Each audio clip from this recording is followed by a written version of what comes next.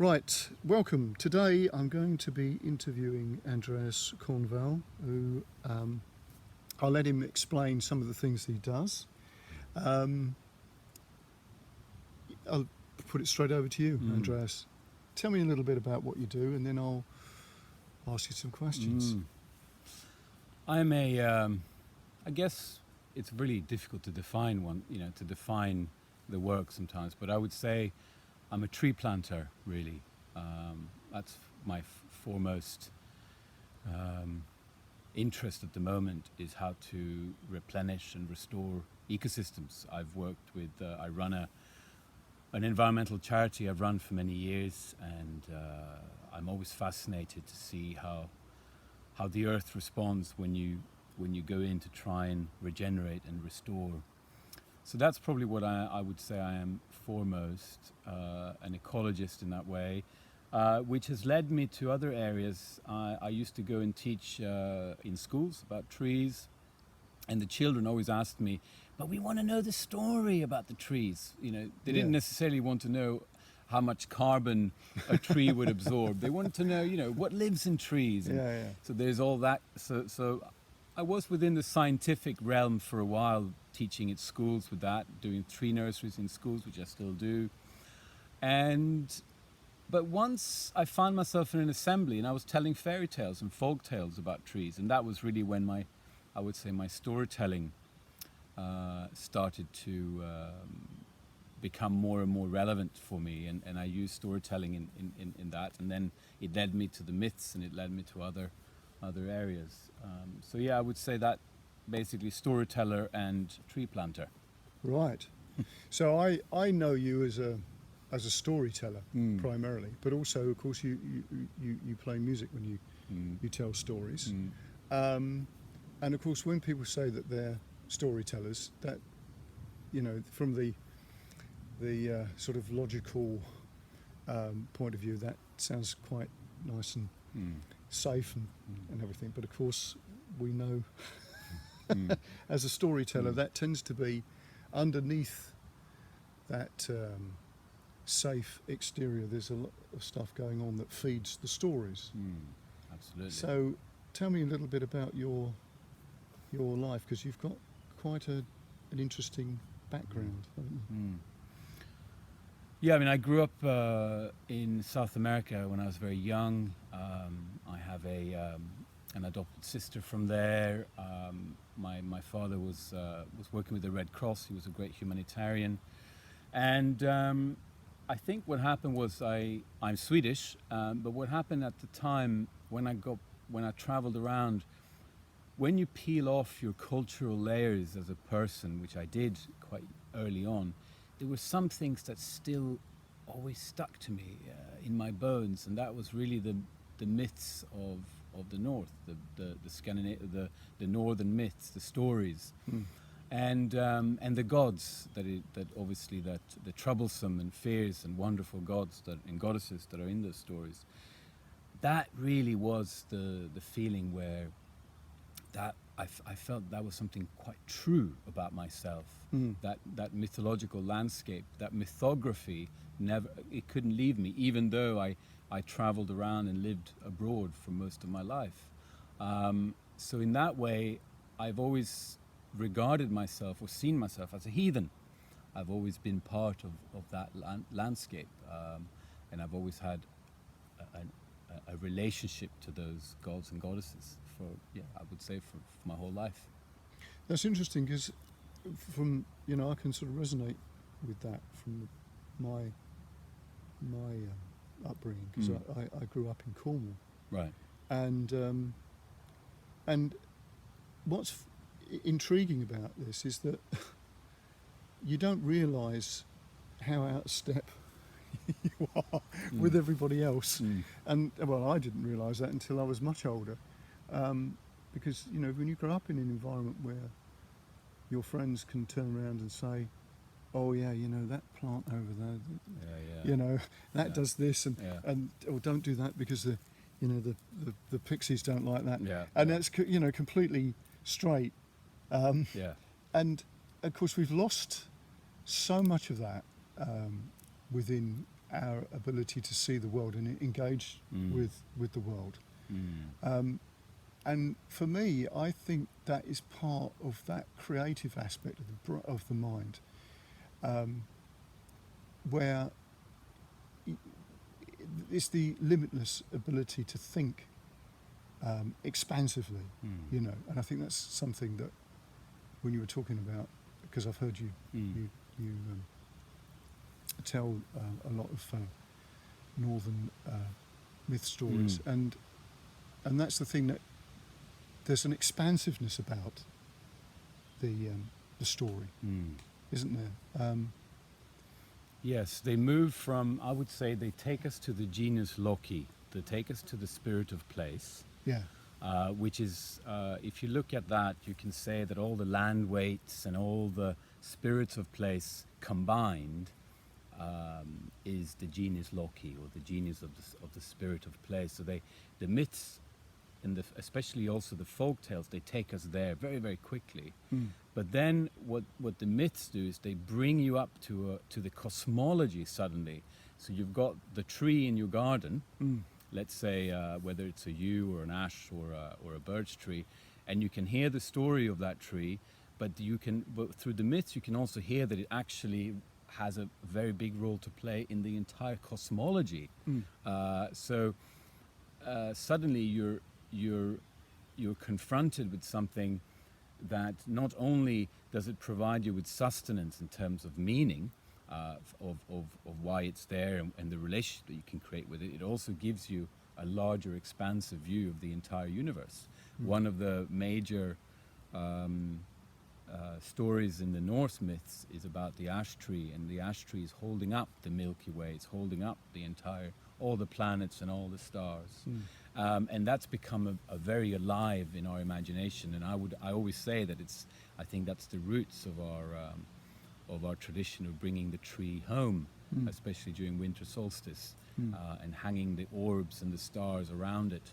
It's something that is very, very deep in us. Yes. And that's what we sometimes call the animus mundi, or the soul of the world. Yes.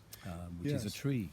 Yes. See, that's again, when you're looking at the various stories about the relationship with humans and trees, you know, obviously from your tradition you've got the story of Odin, and obviously in the Christian tradition you've got Jesus and being nailed to a tree effectively, and of course in Egyptian mythology you've got the thing with Osiris and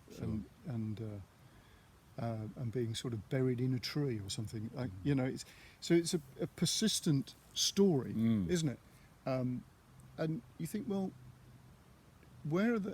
this sort of fascinates me with the ability to think, how can I put this, unconsciously. Yes, that's the best way to put this. Not that sort of logical, conscious evaluation thing. That ability to think of things that are bigger than the intellect can cope with. You know, I often use the idea of, you know, think of infinity. Well, you can't, but you can feel it. You can feel the potentiality of something like that unconsciously, but you can't evaluate that consciously.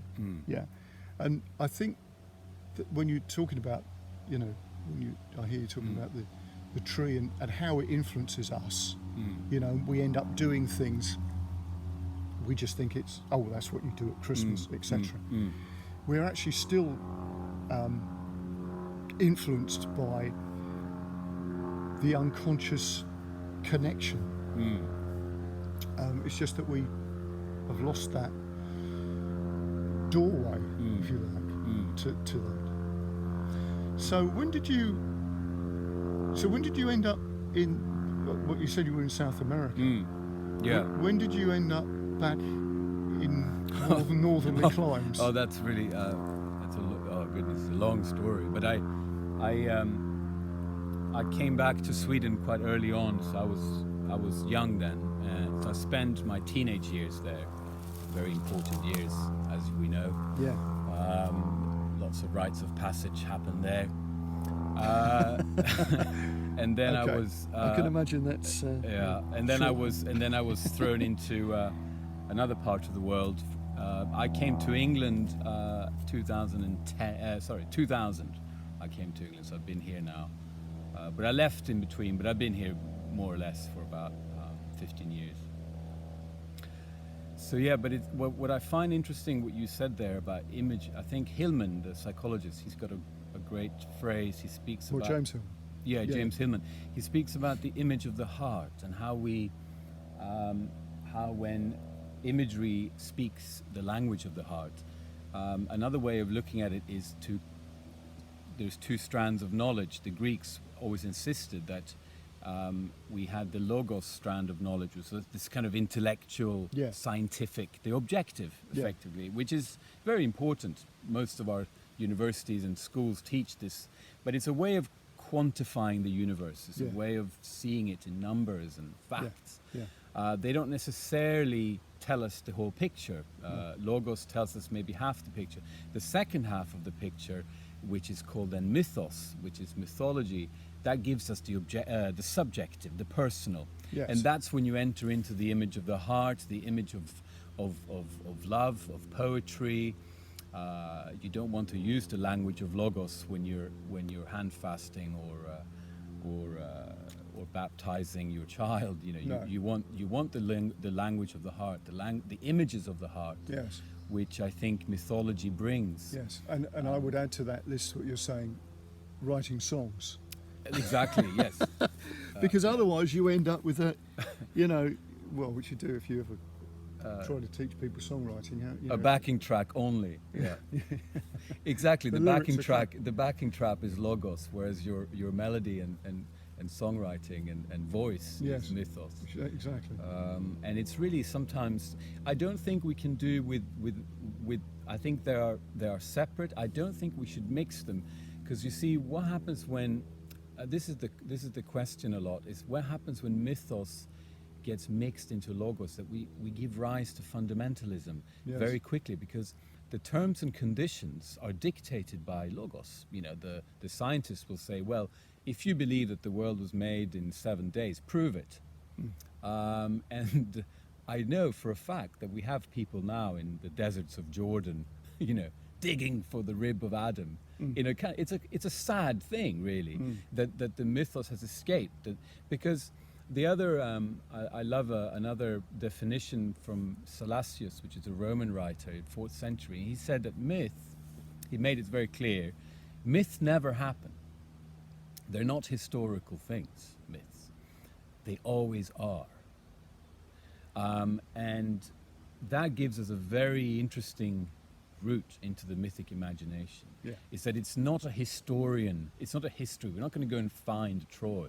I mean, we might see a remnant of something, but it's not to do with history. It's to do with our search for meaning and search for our soul. It's really the business of that, search for that image of the heart. Yes. And that makes life worth living. Yes.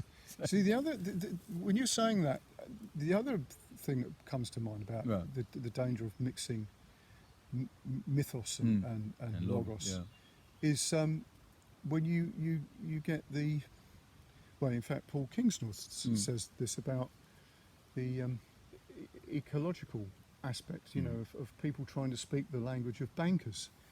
You're going to have a problem with that, because a lot of those things, the complexity of something like an ecosystem is beyond reckoning. We can't, if you think about how science works, the billiard table thing, you could work the first ball, you're going to hit it there and it's going to go off there. And then when it hits another ball, chaos rules, right? And it becomes then not possible to get all that stuff worked out mathematically. And so complex systems are really difficult to deal with logically. But back to the thing about being able to sense infinity, you can sort of sense what will go and what will work. And I think that actually comes into much of our, the unconscious creative aspects of things, that it's a complex system that maybe the only way in is not logical. And as you say, within universities and all the rest of it, to write the business plan for the semester, you can't sort of go, well, we'll just all turn up and we'll see what happens. Yeah. Which of course ultimately is what happens in the creative process anyway. And also what I feel is that we're almost starting to do what's called mimicry. A poor mimicry of the natural world. So we speak about artificial intelligence as if it's a big deal. But what about organic intelligence? Yes. What about the intelligence of all the rise of all the the fungus and the flowers and how it all relates? It's a big intelligence at work. But we're obsessed, I think, in a modern age to mimic nature. And we're always coming out with a bit of a Frankenstein situation. And I understand the desire for that. In the Norse myths, they warn, or the big problem in the very beginning of the cosmology is that, or the god, the raven god, we call him the one-eyed, or Woden as he's known here, he killed one of the first giants in order to make the worlds. He had to domesticate, in effect, the wild. He had to harness the power of chaos in order to make our worlds. When he did that, it's the same thing what happens when you harness a bull to plow a field, or when you take your strimmer out to fix your hedge. When you do that, a debt happens. Yes. A debt to the wild. And that debt accumulates and accumulates and accumulates. And it's been accumulating now for a long time. And in the sagas and in the Norse, in the Eddas too, it always says that debt, the giants will come back to claim. And that's when the gods, they call that Ragnarök. They call it the time when the debt has to be paid back. So in a way, the gods are constantly trying to find ways to not pay this debt back, but they know that the more machinery we make, the more we cut our hedges, we're just piling it and piling it and piling it. Yeah. And the funniest thing of all, which I think comes back to Salacious about myths never were, always are, is that the main thing is that he took the skull of a giant and put it over our world. And that skull is the sky that we see today. And the brains of that giant are the clouds. And of course, his name was Ymir, this giant. And of course, our climate is what Ymir is thinking, mythologically speaking. Yes. And our relationship to Ymir. But the gods had to, in a sense, sacrifice or kill Ymir in order to then create this world we're in. So they had to do very similarly to what we do when we make civilization, or when we make a village, or when we make, Yes. and so that's written very much in the very beginning of the cosmology, and the trouble that happens. That's incredible, isn't it? Because you look at where we are with things like the economy. It's become this. The capitalist system is like a monster now, eating itself. Well, and that's a recurring theme, obviously, in a lot of myths of the creature that eats its own tail, or Yes. All that's left is just its face, or whatever. And we've got a number of things like that, haven't we? And for people to have understood that is pretty stunning. Yeah. Really, Yeah. Yeah, I don't think we have. I mean, one thing I feel very much I guess it's an intuition, but I don't think we have evolved necessarily psychologically. I think we have evolved with our wonderful materialistic ways in which we can sit on a chair now at 30,000 feet. It's an incredible feat of genius, really, what we've managed to do. But the feeling I have is that psychologically we're still the same. I don't know if you remember that great film when you see it's a Kubrick film, when you see the club hitting 2001. Is it 2001? Yeah. For me, it's a prophetic move. Yeah, when the club hits, I think it's another ape or something, and it explodes, and it turns into a spaceship. Yeah, that's right. And he links the crude club That's right. to the spaceship. Now both are the same. Yeah. They're not evolved. No. Because they formed, the plane that bombs an entire city is just as crude as the club. Yeah. The only thing that's evolved is the material, but it's not the psychological. It's not the soul hasn't evolved. It's not. So yeah. No, that these are the things that I've sort of pondered out loud for quite some time. Normally to people that I end up teaching, or I am teaching. The fact that people have always been incredibly clever. There was never a time when people were stupid. There were, in that sort of idea, well, yeah, people were stupid and superstitious and all this sort of stuff, No, they just sort of knew what was going on. I mean, if anything, our ability to problem solve as individuals has shrunk enormously, and they know that because obviously going back to the Victorian period or Edwardian period, if you had something, you had to solve a problem without reference to anywhere else. You had to do it yourself. And again, if you think about making a bow and arrow, how complex that is. You've got to make the cordage, you've got to make the glue, you've got to be able to nap the flint and all the rest of it and get a piece of wood that's straight and blah, blah, blah, and so it goes on. I mean, it's astonishing. Every one of those skills is amazing. You think, well, what do we do, really, with all of that? I mean, we seem to have lost that capacity. So here's the question for you. You play some interesting instruments, most of which I've never heard of before. The kukla. That I've been playing. The Latvian kukla, yeah. Yeah, so considering I've been playing music for 45 years, that's no mean feat. So when did you get involved in playing instruments?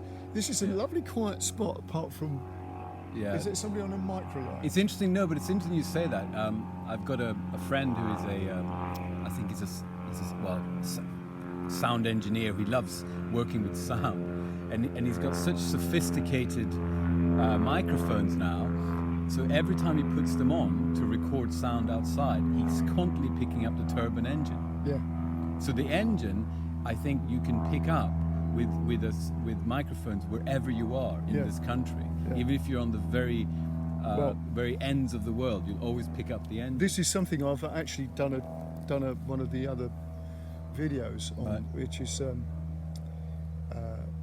that wherever, especially in Sussex, wherever you go, you can always hear the rumble of traffic or an aeroplane or something. But So with regards to music, I've never considered myself a musician. This is something I always find it hard to say I'm a musician, although I play music every day and I always use it, but I've always found it a very difficult identity. It's almost like one of those things, if someone else calls you a musician, that's okay, but I've always found it hard to call myself a musician. I don't know what that is. But in actual fact, I would actually say that's not uncommon, even amongst musicians. Because there's always a feeling as a musician that you're actually a bit of a fraud. Yes, absolutely. Right? Yeah. So I've always felt like that. And it's not because you haven't practiced enough or you haven't done this or whatever, or you haven't done enough courses or whatever. Well, maybe, I don't know. I don't know what. I always consider musicians to be to have this sort of concerto. I don't know. There's something about that label which is problematic for me. Maybe a sound, something to do with sound would be I need another word. Musician is troublesome. Yes, maybe. But again, if you look at the root of the word music, it obviously comes from muse. And therefore, if you're dependent upon a muse for your idea, then you're not doing it anyway, are you? You're just taking the credit for it. So from that point of view, I think. Yeah, it's the muse to me has always been the woodlands, the forest. I'm definitely a forest creature. I feel there's a great saying, a Swedish philosopher, Bo Zetterlund, he always asked this question: have you forgotten that the forest is your home? Right. And it's I find that a very poignant question. That's really where we belong as human beings. We're from the forest. Our minds developed, our thumbs developed by Yes. climbing trees. Exactly. And it could be said that that's why we had the aptitude and the skill to make things. Yeah. When we climbed down from the trees, we could make a club because our thumbs were so well developed from the tree branches. So, and with regards to that, our consciousness developed. Yes. Because the tools got better and better. But what I would want to say is that with music for me, it always been to court the forest. Yeah. It's always been to play to the forest. So that's why the instruments I've always chosen, I want them to be aligned to the feeling of the forest. Right. I wanted them to be quiet and a bit quite fey. I didn't want them to be bombastic and No. so I found out that some of the native flutes have that quality in them. Also the Irish flutes, which I play, and then an instrument which is called the singing tree. It's called the kukle, the singing tree from Latvia.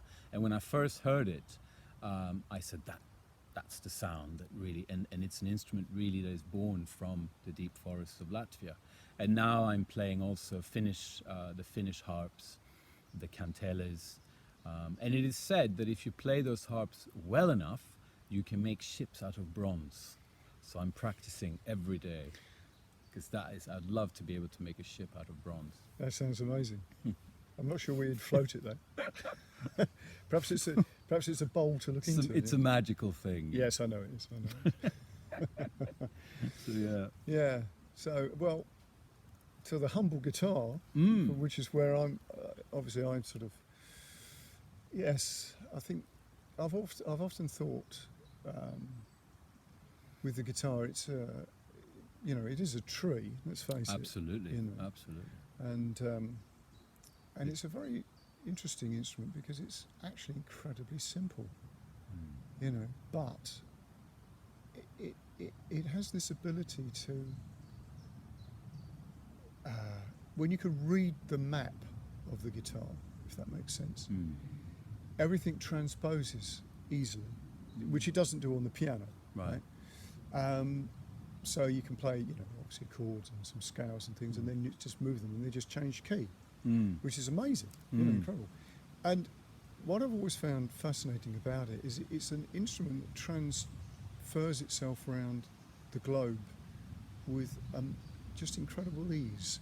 It can be in South America, it can be in, it could be in African music, it can be in Indian music. I mean, there's amazing guitarists in playing, Indian. Obviously Bhangra stuff, but also in a traditional form as well. But and it's also central to many musical styles, flamenco and sort of folk music styles and things. It's absolutely extraordinary. So from that point of view, we've got our tree, and of course we wouldn't be able to play the guitar without the thumb. Yeah, because we wouldn't have the strength in the hand to be able to push anything down. That's right. So it's extraordinary. Yes, so we developed our musical skills then by climbing trees. Yeah. Effectively. Yeah. And then chopping it down and making an instrument out of it. It's a woman guitar, isn't it? Yes. She's definitely is a shape of a chalice. Yes. I've always and it's funny that's what Segovia thought anyway. Right. Segovia said it is a woman. And that has always been a slight thing with the guitar. I guess maybe because I don't play guitar, and I always look at it as something of the other. It's an interesting thought. It's just coming to me now as I'm staring into the lake. Yeah, well, it's as if it's got something there that it's one of those. It's an instrument that can be fickle. So, do you have a courtship? Do you have a courtship with the guitar? You do. Because that's what I do with the instruments I play. I have a certain courtship with them. I mean, I don't leave out porridge or offerings, although it has crossed my mind, because the muse in a sense, is part of also of the instrument. Yes. So again, it's what's arising from me now. It's maybe giving the instrument that treatment of courtship. I think would be a very interesting thing to find out what. Well, it's interesting because I've actually mentioned this to do with songwriting. Right. That it's a courtship. Mm. Because I think the problem that we have is that we... A courtship to the muse, is it? Yes, Yeah. yeah, or the spirit of the song, Yeah, sure. right? Sure. The problem I see with a lot of things is that we have this idea that we can just buy it, right? And I don't mean that from the courtship point of view, that we can just have that, because we can. And I think that's wrong when it comes to doing anything creative, because if you don't, with that first idea that we can just have that thing, because it's a, like a consumption mentality. When we don't like that thing, we can throw it away and get something else. And I don't think that works with creativity. I think it's a courtship to allow something to enter into the physical place, a song, let's say, and then it arrives as it's meant to. If you don't like it, that's just sort of tough shit. You know what I mean? Because it's like, you've got your Russian girlfriend come over from wherever, over your internet dating thing, I don't know what it is that goes on, and she turns up and you think, I don't like her. It's difficult to send her back. That's a terrible image. It is a terrible image. But you know what I'm sort of saying is we've got the wrong perspective on things, because it's just like, well, we can have that, this sort of colonialist type idea that over there, I really want that. Well, I love that in paintings. I love when I see painters go and really create from a place where they're not necessarily always gratified, or necessarily that there's a gratification between them and their art. Exactly. That there is a difficult relationship with it. Yes. That there is a pain involved. I love that in music too. My Russian girlfriend analogy is probably pretty... Well, pretty accurate. The fascinating thing... Not that I've had a Russian girlfriend. The funniest thing is that the creation of nature, even today, there are these, when there's mysteries around, we just saw a bumblebee just flew by. Yeah. And it's not meant to fly. No. It's one of those wonderful things. But he doesn't know that. He doesn't know that. He doesn't fit aerodynamic laws. Exactly, he doesn't fit the laws. And there is that place in mythos when we can step outside of these, what some people would say the iron laws of nature, or the difficult things which gives us a sense of diminishment, or a smallness when we're caught up in limitation. And I find with art and creativity, we can push up against those laws. We can move across. We can transcend some of those boundaries. Maybe that's a sense. Maybe I have a longing personally. I find sometimes I have a longing for that. I have a longing to go up against some of those laws.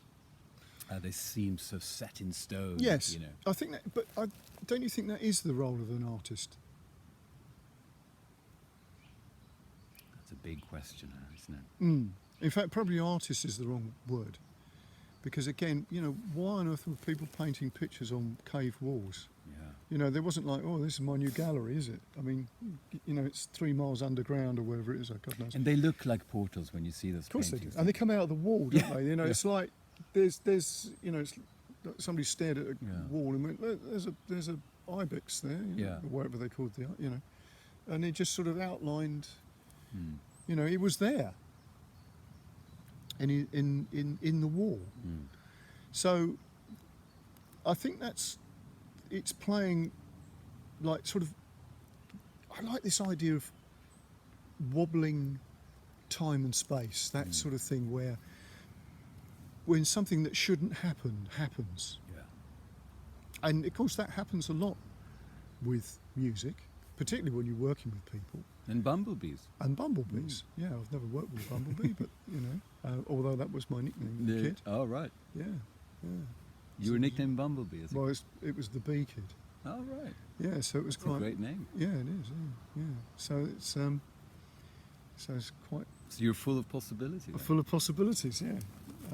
some of them defying laws of aerodynamics. That's probably where your intuition comes in then.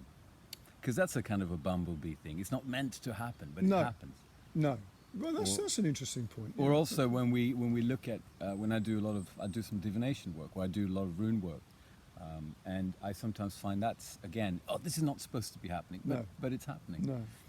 But I'd used, for instance, I've never told you this before, but I use tarot cards for right. songwriting sometimes. Oh, that's interesting. And then that's quite, well, you can imagine that's quite weird. Oh, yeah. That can take you to some strange places. Yeah. Because it's trying to work out, Yeah, no, I'm very intrigued by that. I mean, the great runic tradition is moving from a place of the chthonic in the underworld, and moving up towards the upper world, and then of course the problem is that it's circular, so you get back down again once you're up. Yeah. You get the hangover the next day, and then you're back down, or the phone call, or the and we live like that in our lives. But the runes serves us as guides, like little lights into the dark places, and then they serve us as guides up. And that's been a wonderful way of rediscovering an old wisdom tradition from Northern Europe. And what's really associated with the runes has been the dragon. That's the big. Because this is an interesting thing, isn't it? Because the dragon in mythology, I mean, it's everywhere. Yeah. It doesn't matter where you look. There's a dragon. Okay, it might have feathers, or it might, it might be a serpent, or it might be, you know what I mean? Yeah. It could be breathing fire, or it can be a lucky one, or whatever. And they come in different guises, and it doesn't matter if you're in Cornwall, because they've got a dragon in Cornwall, and they've got a dragon in Egypt. They've got a dragon in Egypt, and one in, some in Wales, of course. Yeah. And all the Chinese. And you think, so what is this with this dragon? So it keeps popping up. So the dragon of the runes then. Yeah, so the dragon is part of Odin's journey. So he, in a way, represents very much a dragon, because in the stories he transforms into a snake, or a serpent, is a better word. That's when he's looking for underworld wisdom. Yeah. Okay, so it's the wisdom of what we get from our difficult times, the wisdom when we, with a divorce or great sense of loss or grief. That's in a way our serpent. That's when we have our need to kind of get into our serpent power to navigate through those dark places, which is never easy. Bless everyone who's going through things like that. And then once we get through the underworld journey, the serpent then transforms as he moves then up into the upper world into a golden eagle. Right. So Odin, once he's gone through those difficult times, he goes into a shape of a golden eagle. So alchemically speaking, when the golden eagle and the serpent meet, they merge. Right. And the merging of those two forms dragon wisdom. Right. So dragon wisdom contains both the underworld wisdom and the upper. Right. So it has the wings to fly to the tops of the tree of life, but it also has the body to shed, to crawl into the deepest part of the psyche. So psychologically speaking, it's both in the unconscious and the conscious. Right. The golden eagle there in that way could be the light of the intellect, or the light of reason. Yeah. Whereas the dragon is more where the intellect cannot reach, is in the deeper recesses of our psyche. Right. So merging those two together is, magical orders have said this often. You can read that in grimoires, that alchemically these two are, when they come together, that's the form of the dragon. So the runes speak of those two paths, Right. the underworld path and the upper world path. Right. And that's why they're full of wisdom. So if you learn to read the runes, you see in your own life, have you gone through. So the non-linguistic symbols of the runes are very much associated with those two Right. voyages of life. Yeah. Really, it's what they are, aren't they? Yes. Yeah. The big voyage of Yeah. and to gain our scaly skin requires us to. You can't just be a golden eagle all the time. No. And if you do, we know what happens with that. The wings will melt and you crash into the sea, as with the Icarus story. Yeah. and that's very much the impetus of youth. Yes. It's to be always to be a golden eagle, but once we get a bit of silver in our hair and marked by experience, then we move more into the serpent. Yes, it's interesting, isn't it? Because it's all that that sort of conundrum that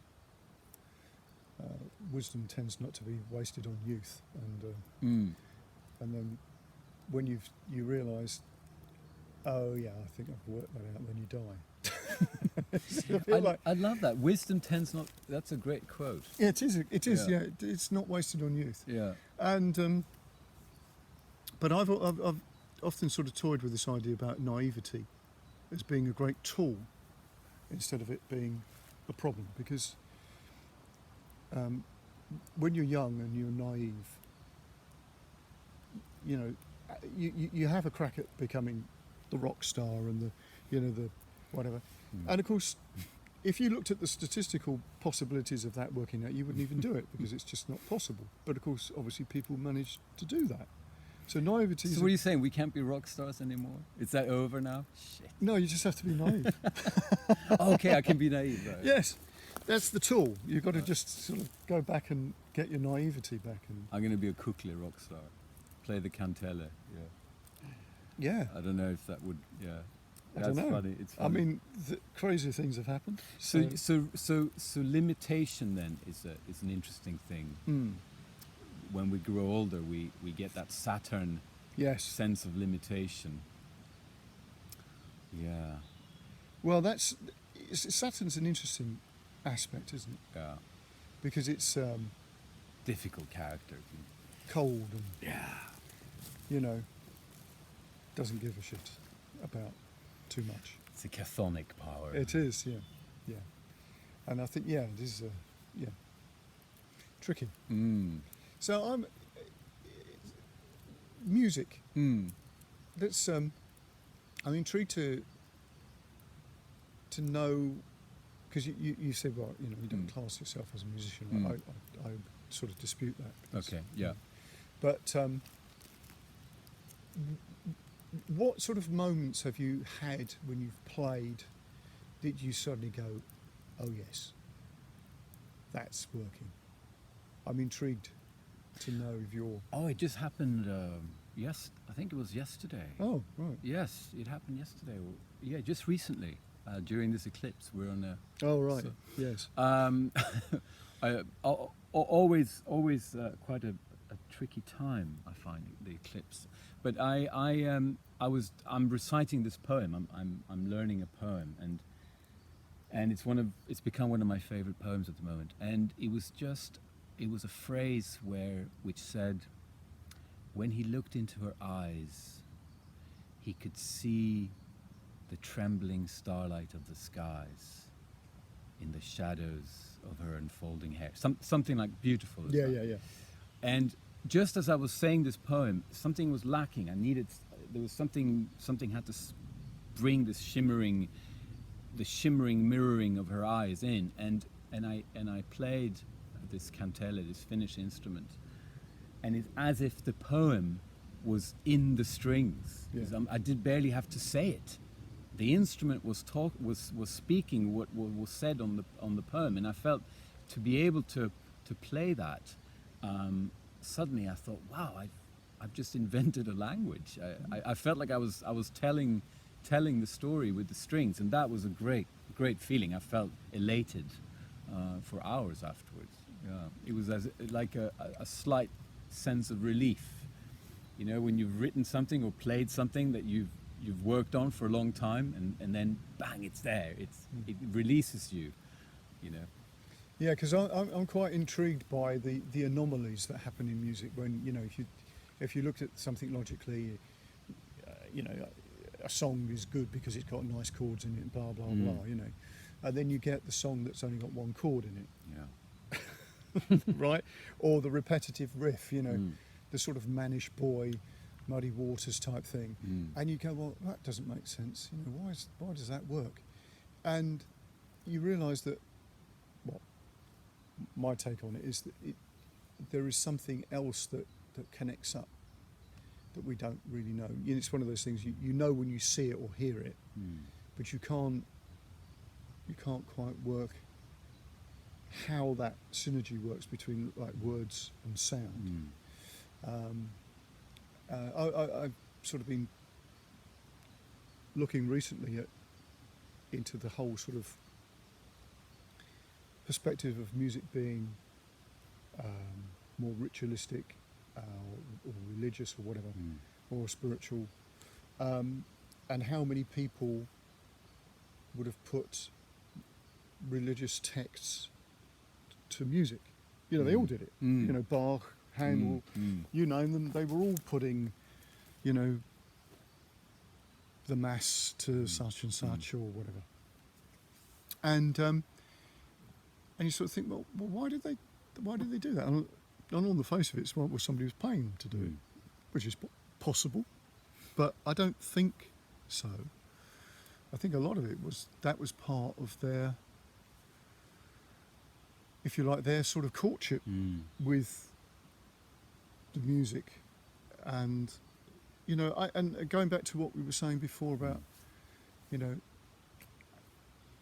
maybe changing the perspective of how we think creatively, that it's more of an engagement with something else that has to be coaxed in, invited in, instead of just being demanded. And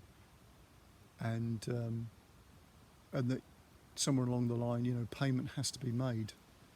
Oh yeah. Better to be beforehand than after, but then there should also be something afterwards, in gratitude, because apart from anything else, maybe, if you just looked at this purely from from the point of view of the psychological 20th century, 21st century thing, maybe the unconscious does like that sort of stuff when you say thank you for the creative aspect, and it can become more creative. I mean, there's a lot of things to point to that, isn't there?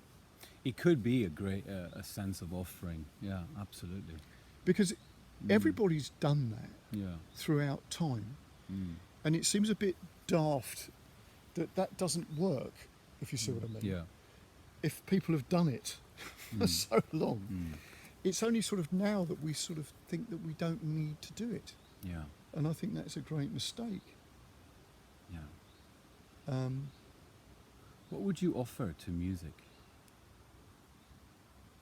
As if music was a personalized muse in that regard, what would you offer? What's the? Well, I'm just thinking about it. I don't know the answer. I'm just. No, I don't know. I would have thought things that are of value to you. Whether that's wine, whiskey, food. You know what I mean? Why not? It's like, and if they don't like it, that perhaps they could suggest something better. Yeah, I wonder. I wonder if it does take something without, whether you're aware of it or not. I wonder if I have so many friends who've gone down much further down this path than I have, especially with creative work, and something gets sacrificed. Yes. There is something that is given, but not consciously. They're not aware of what's being taken from them. I've seen that in quite a few, and I think, I know that in my own work, after I've done a lot of storytelling, for example, there's a tendency then to try and finding a landing strip from the work, and that should really be the gift giving.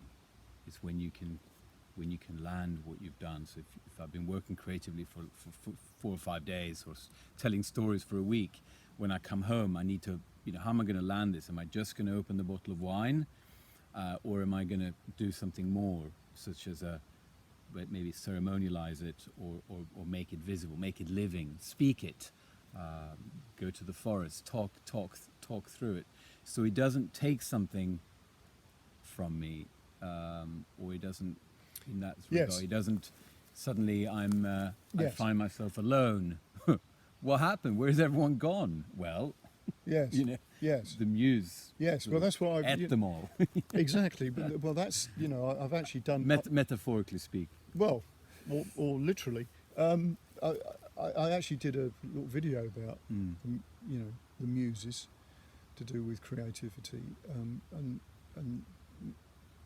the payment sometimes is exacted in the most devastating way for people. You look at how many people were in the 28 club, or whatever it is, 27 club, who have an incredible creative experience over a number of years and then die, right? Because they can't contain No. such divine. It's difficult. Well, it's a good, case in point. Amy Winehouse, being the most obvious recent or fairly recent example of that. A stupendous talent, and it sort of destroyed her. Incredible, really. And yet there's some people who escape it, who fly, who sort of sail very close to the wind. Clapton being a good example, I think. He should have been dead a long time ago, but he survived somehow. Well, here we come back to the idea of Saturn, don't we? And I think if we don't have, Jung used to call it the senex and the puer. This is something that a great mythologist, Martin Shaw, teaches at the School of Myth very, very deeply. He goes into this. It's the idea that we have the puer in us, which is the puella, or the young puer, you see that in ashrams everywhere. You see the puer who wants this flight always, who wants the bliss, who wants the joy. And it's very difficult when you're running with that ball, to then have the senex, which is the senex represents the old man or the old woman, who brings you down to earth. It's the Saturn, bring you down to earth to have a cup of tea instead of a bong of crack somewhere in have a biscuit instead of and I think as when you're young you want to be as far away from Saturn as possible, but I think that can really harm your health, because you're out of balance there, and you're and you see that with the Lizard King, Jim Morrison. You saw that very clearly. Saturn couldn't come within 100 miles from him. I wouldn't imagine he ever even had a cup of tea 4 in the afternoon, or maybe he did. Little story here. He died in a bath in a place in Paris. Yeah. Who it was. Let's get this right. I think it was Dee Wilde's, so Stuart Wilde's sister's boyfriend's house. Wow. Strange, weird coincidence. And very odd. And strangely enough, he was almost as if he was sort of in a good place at the time. No, I don't mean Paris. I mean just in himself, or a better place than where he'd been. I think it's intriguing, all of this stuff. I've just started doing a lot of research into an idea for, I don't know, it's going to be a book, I'm not really sure, but it's looking at the effects music can have and what it's been used for over time. Before we just thought of it as some sort of commodity, And of course, you're talking about things like that, and obviously I'm familiar with Martin Shaw's work, and I think that, and a lot of this stuff keeps going back to Jung, Oh yeah, Jung. Yeah, forever Jung. Forever Jung. Yeah. But sort of, he really sort of managed to get opening those sort of doors of Yeah, well, yes, he legitimized yes, the fairy tale again. Yes. He legitimized the mythos. yeah, He made it into an absolute art form of understanding ourselves, where it was delegated down into Yeah. the creche or into the primary schools. yeah, Jung really brought that back, which Yeah. he did an enormous service yeah, for anyone interested in myth and story. yeah. And he obviously knew how, if he disclosed how he managed to get all that stuff back again. You know, obviously, I was talking about the Red Book. You know, how long it took for that to be published, Yes. because otherwise nobody would have taken it seriously. But it just goes to show that over a process of years of degrading that information and sort of marginalising people who thought like that. Well, Louis XIV, which is a French king, he was very much, of course, because the stories were clearly there. When the stories arrived to the courts, these are pagan stories, and so Louis XIV brought them down, and they didn't destroy the stories. So the Grimm's fairy tales, for example, and all the stories, they were brought to the primary school. So the children, in a way, protected them, because the children always wanted to hear them. So they didn't. So the children kept them, but the style in which they were told suddenly became quite very different from the original ones. And if you ever read for example, the original Sleeping Beauty. Now that is a horror story. Yes. I think she's raped 3 times while she sleeps. It's a really, really difficult story to get through, even with our modern thinking. We can take this. It's a difficult story to read. Other Grail stories, when you hear them in original form, are very poignant, very hurtful, but of course they speak a psychological truth. Yes. They have in them something that comes not just from one. I mean, that's again a mythologist called Sean Keane. You know, he defines mythology as that it doesn't have an author. Myth has no author. It comes from some other place, like what Jung would call the collective unconscious. You know, others would say it's from the land itself, the land that's dreaming, or the village where you lived. So those stories then have in them lots of nutrients, great things, but they're not by any means easy. No. There's nothing easy in reading the Norse sagas and the myths. There's nothing particularly gratifying about them. They're what we said before. It's the art that's not just there to please. No. It's certainly there to shake us up, to make us wake up a bit. Not a bit, wake up a lot. Yes. But you see, I think with that, it's often, you know, the context that these things arrive in. It's the way that they get controlled.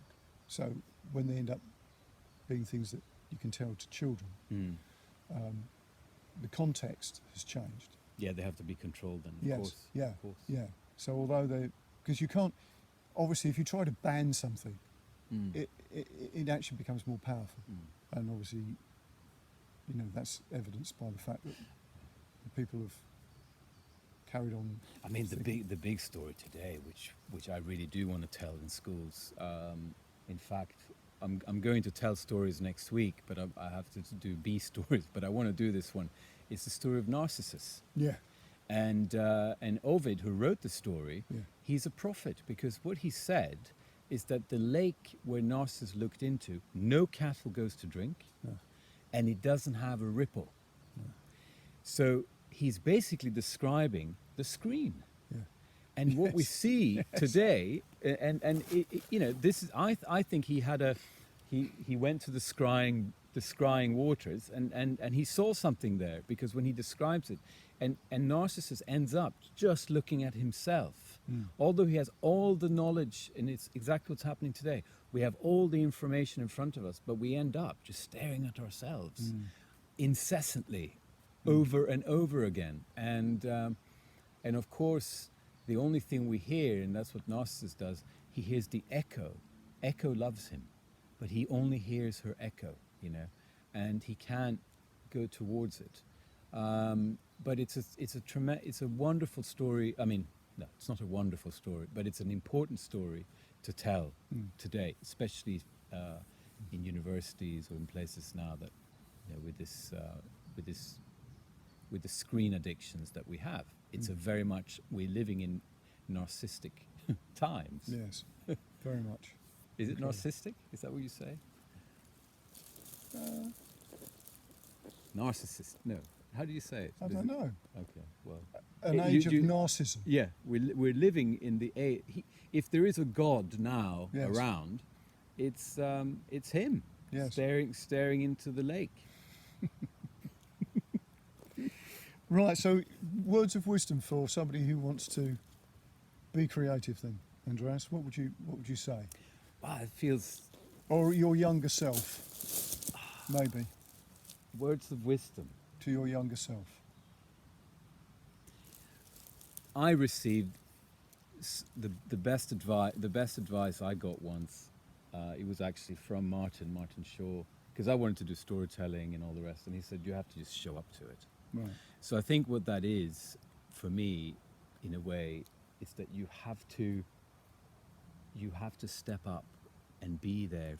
If the inspiration is there, don't hide from it. Just step up to it and do it with utter vulnerability. Right. So there's a lot of fearlessness, I think, Yes. when it comes to creativity. Yeah. I think fear is what was it Rumi says, the cheapest room in the house. Right.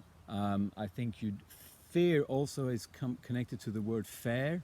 Yeah. Is that means that we have to go through something. Yeah. So if there's fear associated with creative work, for example, your singing voice, your painting isn't right, this and that, you have to go through it. Yeah. So you have to show up to that Yeah. and go through it. Yeah. I think if you go through it, you've paid your libations. Yes. You've Yeah. you've paid. That's- Maybe that's the payment that was required. I think that's the payment we to were the talking muse. I don't think you can get it without going through those stages. And I think the greater you fear, the greater your possibilities. Yes. Because again, the wound and the genius, which is a very connecting tissue, is that they're both in the same place. So the healing and the wound reside in the same area. Right. And I think for creative work, find your wound, but know that in it there's also the possibility of genius. There's a possibility of a Right. rash move. And don't be afraid, don't look away from it. Gain your serpent scales. Become a serpent. Yes. Move into that dark place. I think if we fear our darkness, we effectively fear our own soul. So again, we need to go through that. And then comes the moment when you could potentially gain that wisdom, which will then come from the upper. Yeah. The upper. But also I think with creative work, be playful. Yeah. Goodness me, enjoy yourself. Whilst you're In the pink. whilst you're marked, whilst life marks us. But it's incredible that life, when all its discomforts and troubles, it's amazing when you look at human beings how positive we are. Yeah. Effectively, I know. here we are. Planet's warming. I But know. people are looking at us in Glastonbury, drinking the beer, smiling. Yeah. Whilst We're being fried by well- 5G. Yeah, everyone's. It's amazing. There's a very Everybody's happy. innate positivity in people. I think that's a great Yeah, I thing. Yeah. Well, otherwise it would be I just know.